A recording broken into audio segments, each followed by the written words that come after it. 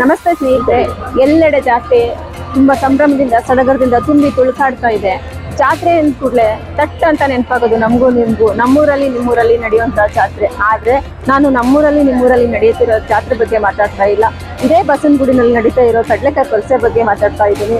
ಈ ಕಡಲೆಕಾಯಿ ಪಲ್ಸೆ ಎಲ್ಲಿಂದ ಶುರುವಾಯಿತು, ಇದ್ರ ಇತಿಹಾಸ ಏನಿದೆ, ಇದ್ರ ಮಹತ್ವ ಏನು ಅನ್ನೋದ್ರ ಬಗ್ಗೆ ಸ್ವಲ್ಪ ಮಾತಾಡೋಣ.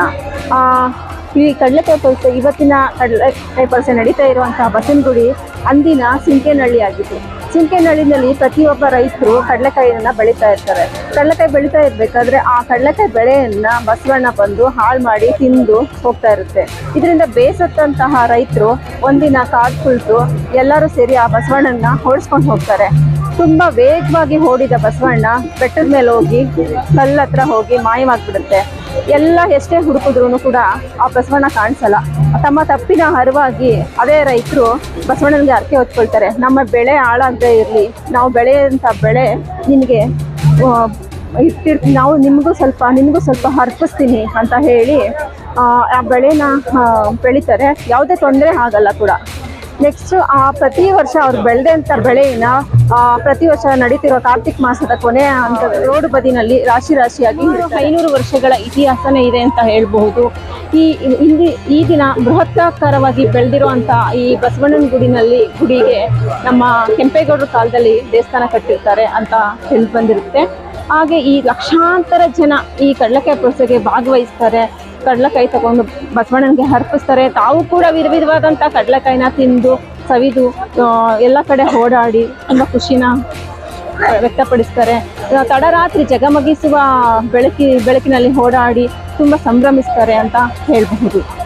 ಇರುವಂತಹ ಅಕ್ಕಪಕ್ಕದ ರೈತರು ಕೂಡ, ಹಳ್ಳಿಗಳಲ್ಲಿರುವಂಥ ರೈತರುಗಳು ಕೂಡ ಇಲ್ಲಿ ತಾವು ಬೆಳೆದಿರುವಂಥ ಕಡಲೆಕಾಯಿನ ತಂದು ಮಾರ್ತಾರೆ. ಹಾಗೆ ಇಲ್ಲಿರುವಂಥ ರೈತರುಗಳ ಅಲ್ಲದೆ ಹೊರ ರಾಜ್ಯಗಳಲ್ಲಿ ಇರುವಂತಹ ರೈತರು ಕೂಡ ತಾವು ಬೆಳೆದಿರುವಂಥ ಕಡಲೆಕಾಯಿನ ತಂದು ಇಲ್ಲಿ 3 ದಿನಗಳವರೆಗೂ ನಡೆಯುವಂಥ ಕಡಲೆಕಾಯಿ ಪಲ್ಸೆನಲ್ಲಿ ತಾವು ಬೆಳೆದಿರುವಂಥ ಬೆಳೆಯನ್ನು ತಂದು ಮಾರಿ ಅನುಕೂಲನ ಪಡ್ಕೋತಾ ಇದ್ದಾರೆ. ಈ ಕಡಲೆಕಾಯಿ ಪಲ್ಸೆ ಒಂದು ರೈತರಿಗೆ ಮಾದರಿ ಕೂಡ ಆಗಿದೆ. ತುಂಬ ಅನುಕೂಲಕರವಾಗಿದೆ ಅಂತ ಹೇಳಬಹುದು. ಈ ಕಡಲೆಕಾಯಿ ಪಲ್ಸೆ ಅಂತಂದರೆ ಬರೀ ಕಡಲೆಕಾಯಿಗೆ ಮಾತ್ರ ಸೀಮಿತವಾಗಿರಲ್ಲ. ಕಡಲೆಪುರಿ, ಕಡಲೆ, ಬೆಂಡು, ಬಟಾಟೆ, ಸ್ವೀಟ್ಸು, ಖಾರ, ಮಿಕ್ಸ್ಚರ್, ಸ್ವೀಟ್ಸ್ಗಳು, ವಿಧವಾದಂಥ ಕುರುಕುಲು ತಿಂಡಿಗಳು ಎಲ್ಲವೂ ಸಿಗುತ್ತೆ. ಆದರೆ ಇಲ್ಲಿ ಮೇನು ತುಂಬ ಮುಖ್ಯವಾಗಿದ್ದು ಕಡಲೆಕಾಯಿ ಪಲ್ಸೆಗೆ ಕಡಲೆಕಾಯಿ ಅಷ್ಟೇ ಸೀಮಿತವಾಗಿರುತ್ತೆ. ಆದರೆ ಎಲ್ಲ ಥರದ ಬಗೆ ತಿನಿಸುಗಳನ್ನ ತಿಂದು ಇಲ್ಲಿ ಬರೋವಂಥ ಲಕ್ಷಾಂತರ ಜನಗಳು ತುಂಬ ಖುಷಿ ಪಡ್ತಾರೆ. ಹಾಗೆ ತಡರಾತ್ರಿ ಜಗಮಗಿಸುವ ಲೈಟ್ ಇರುತ್ತೆ. ಅಲ್ಲೆಲ್ಲ ತಡರಾತ್ರಿವರೆಗೂ ಇದ್ದು ನಮ್ಮ ಖುಷಿನ ಹಂಚ್ಕೊಂಡು ಹೋಗ್ತಾ ಇರ್ತಾರೆ. ಕಡಲೆಕಾಯಿ ಪಲ್ಸೆನಲ್ಲಿ ಬರುವಂಥ ಎಲ್ಲ ಜನರು ತುಂಬ ಖುಷಿಯಿಂದ, ಸಂಭ್ರಮದಿಂದ, ಸಡಗರದಿಂದ ಈ ಕಡಲೆಕಾಯಿ ಪಲ್ಸೆಯನ್ನು ಆಚರಿಸ್ತಾ ಇರ್ತಾರೆ. ಎಲ್ಲ ಥರದ ಮನೆಗೆ ಬೇಕಾಗಿರುವಂತಹ ವಿಧವಾದಂತಹ ಶೋಕೇಸ್ನಲ್ಲಿ ನಾವು ಇಡುವಂತಹ ಎಲ್ಲ ಇದನ್ನು ಕೂಡ ಪರ್ಚೇಸ್ ಮಾಡ್ತಾರೆ.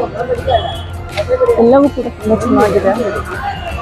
ಎಲ್ಲ ವಸ್ತುಗಳನ್ನ ಕೂಡ ತಗೊಳ್ತಾರೆ. ಇಲ್ಲಿ ವಿಧವಾದಂಥ ಕಡಲೆಕಾಯಿಗಳು ಸಿಗುತ್ತೆ.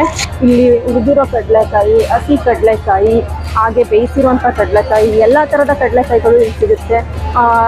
ಬರುವಂಥ ಲಕ್ಷಾಂತರ ಜನರು ಈ ಕಡಲೆಕಾಯಿನ ಸವಿದು ಬಸವಣ್ಣನಿಗೂ ಕೂಡ ಅರ್ಪಿಸಿ ತುಂಬ ಸಂತೋಷದಿಂದ ಎಲ್ಲರೂ ಖುಷಿಯಿಂದ ಓಡಾಡ್ತಾ ಹೋಗ್ತಾ ಇರ್ತಾರೆ.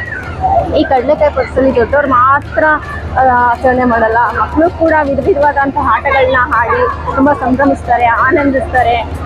ಹಾಗೆ ದೊಡ್ಡವರು ಚಿಕ್ಕವರು ಅಂದರೆ ಎಲ್ಲರೂ ಕೂಡ ಆಟ ಆಡಿ ಈ ಕಡಲೆಕಾಯಿ ಪಲ್ಸೆನ ತುಂಬ ಆನಂದವಾಗಿ ಆಚರಣೆ ಮಾಡ್ತಾ ಇದ್ದಾರೆ.